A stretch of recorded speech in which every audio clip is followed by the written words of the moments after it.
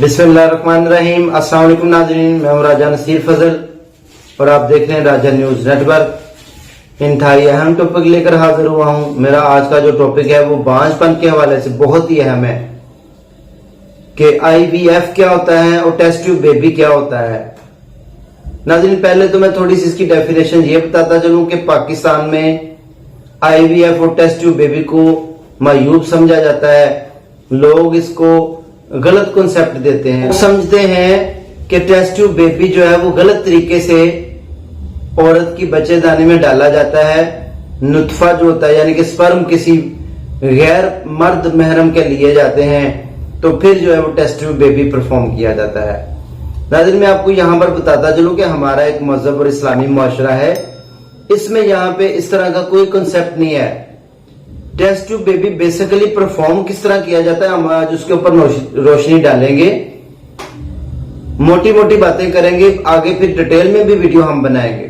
Test tube baby basically उन लोगों के लिए उम्मीद की आखिरी किनारा है जिन लोगों के घर बच्ची बच्चा नहीं होता, जो इनफर्टिलिटी बांझपन का शिकार हैं, जिनको 15-20 साल हो चुके हैं, तमाम इलाज करवाने के बावजूद मायूस हो चुके हैं।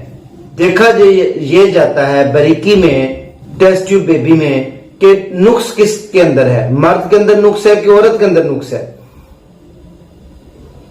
सबसे पहला समझदार डॉक्टर ये मसला हल करते हैं। आम छोटे मोटे जो टेस्ट होते हैं वो तो यही होते हैं कि गायनाकोलॉजिकल अल्ट्रासाउंड होगी और मेल के लिए सीमन टेस्ट हो गया। टेस्ट ट्यूब बेबी में ये दोनों रिपोर्ट्स दे के इसके ऊपर इलाज हो सकता है। ये दोनों टेस्ट करने के बाद लोग ये समझते हैं कि इसके ऊपर बांझपन का इलाज हो सकता है, लेकिन टेस्ट ट्यूब बेबी में ऐसा नहीं होता। टेस्ट ट्यूब बेबी में कुछ बारीकी में जायजा लिया जाता है कि औरत के अंदर कौन कौन सी खामियां हो सकती हैं और मर्द के अंदर कौन कौन सी, यानी कि जो मर्द के स्पर्म्स हैं क्या वो पैदा हो रहे हैं, क्या पस का कोई मसला है, जहां पे प्रोड्यूस होते हैं सेमिनल वेसिकल्स वहां पे कोई मसला है, टेस्टिस का मसला है या कोई और मसला है। अंदरूनी टेस्ट किए जाते हैं ये सारे, जिससे हमें पता चलता है कि खराबी बेसिकली किस में है। फिर हम डिसाइड कर लेते हैं कि मरीज को क्या टेस्ट ट्यूब बेबी की जरूरत है और उसके अपने मर्द के अंदर इतनी ताकत है या वो ठीक हो सकता है कि वो अपना टेस्ट ट्यूब बेबी परफॉर्म कर पाए। अब करना ये होता है कि हम औरत को एनेस्थीसिया देते हैं, औरत को एनेस्थीसिया के डॉक्टर बेहोश करते हैं और औरत के अंदर से जैसे हम TVS transfer vaginal sonography ultrasound करते हैं, इस तरह की एक राड और ट्यूब होती है वो औरत के अंदर दाखिल करके तो वहां से हम अंडा बाहर निकाल लेते हैं।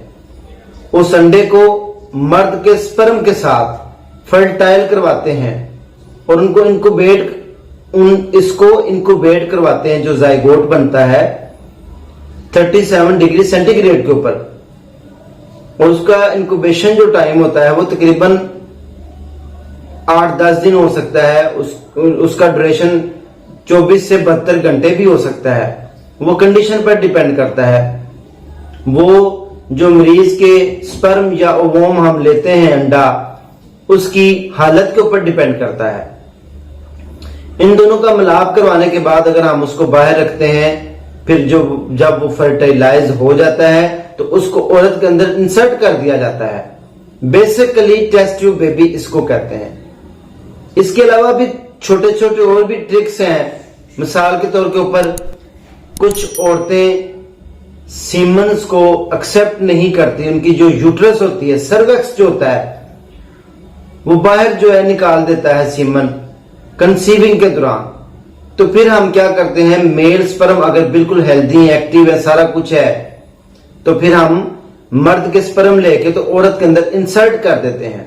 एक तरीका ये भी होता है। इसके अलावा फीमेल के अंदर छोटी छोटी डिजीजेस होती हैं, जैसे फेब्राइड्स हो सकती है, सिस्ट हो सकती है, अवोम का अनमेच्योर होना, अंडे का ना पैदा होना, साइकिल्स का अनरेगुलर होना, ये तमाम वो वजूहात हैं। फिर जानने के बाद एक माहिर डॉक्टर कंफर्म करता है कि किस पेशेंट को किस ट्रीटमेंट की जरूरत है फाइनली, और इनका जो टेस्ट ट्यूब बेबी है उसका टाइम ड्यूरेशन क्या होगा और इसको कितना अरसा लगेगा। उसके बाद सुनने में ये भी आता है, बहुत सारे लोगों के ज़हन में ये सवाल उभरता है कि क्या टेस्ट ट्यूब बेबी जिंदा रहता है? जी बिल्कुल, टेस्ट ट्यूब बेबी उसकी पहले 4 महीने तक इंतहाई निगहदाश्त की जरूरत होती है, इंतहाई अहम निगहदाश्त करनी पड़ती है। उसके बाद 4 महीने के बाद ऐसे ही बच्चा परफॉर्म होता है जैसे बच्चा होता है। हमारे मुल्क में, पाकिस्तान में खुसूसन टेस्ट ट्यूब बेबी को गलत समझा जाता है, मिथ्स बनाई हुई हैं गलत लोगों ने। सच ऐसी कोई बात नहीं। आईवीएफ एक कुदरती तरीका है।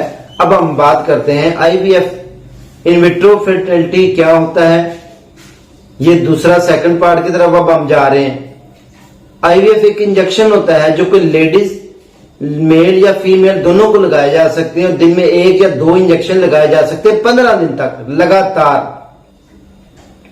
ये दूसरा तरीका मैं आपके साथ शेयर कर रहा हूं। बांझ से बांझ जो औरत या मर्द जो है उसके अंदर एबिलिटी, अहलियत पैदा हो जाती है कि उसके स्पर्म एक्टिव हो जाते हैं या वोम एक्टिव हो जाते हैं, तो वो इस काबिल हो जाते हैं कि वो आपस में परफॉर्म करके तो अपना बेबी पैदा कर सके। ये आईवी का दूसरा मेथड है। टेस्ट ट्यूब बेबी का पहला मेथड मैंने आपके साथ शेयर किया, और आईवीएफ का दूसरा मेथड ये मैं अब आपके साथ शेयर कर रहा हूं। उसके बाद 15 दिन के बाद ये ट्रीटमेंट होता है। 15 दिन के बाद मेल और फीमेल इस काबिल हो जाते हैं कि वो अपना बच्चा कंसीव कर सके। तो नाज़रीन, ये टेस्ट ट्यूब की बेबी के बारे में जो जरूरी मालूमात थी मैंने आपके साथ शेयर की हैं, और आपने इन बातों को समझना है। और ये उन लोगों के लिए सबसे बेस्ट ट्रीटमेंट है जो कि मायूस हो चुके हैं, औलाद की तरफ से हर तरह का तरीका हाय इलाज करवा चुके हैं, थक चुके हैं। लाहौर में, पाकिस्तान में बहुत कम सेंटर ऐसे हैं जो कि टेस्ट ट्यूब बेबी परफॉर्म करते हैं, या इसको स्टडी करते हैं, या इसके ऊपर काम करते हैं। उम्मीद है आपको आज की इंफॉर्मेटिव वीडियो जो कि टेस्ट ट्यूब बेबी और आईवीएफ से रिलेटेड वीडियो है पसंद आई होगी। इसी के साथ अपने भाई राजा नसीर फजल को इजाजत दें। इंशाल्लाह नेक्स्ट सेगमेंट में दोबारा होते हैं। वीडियो अच्छी लगे तो दूसरों के साथ जरूर शेयर करें, और उन लोगों को बताएं जिनके घर जो औलाद जैसी नेक नुरीना औलाद जैसी नेमत से महरूम लोग हैं, उनके लिए टेस्ट ट्यूब बेबी उम्मीद की आखिरी किरण है, आखिरी शम्मा है, और आईवीएफ के जरिए उनका ट्रीटमेंट पॉसिबल है। और ये 100% आजमूदा नुस्खा है, 99% इसके रिजल्ट्स मौजूद हैं। दुआओं में याद रखें। अल्लाह हाफिज।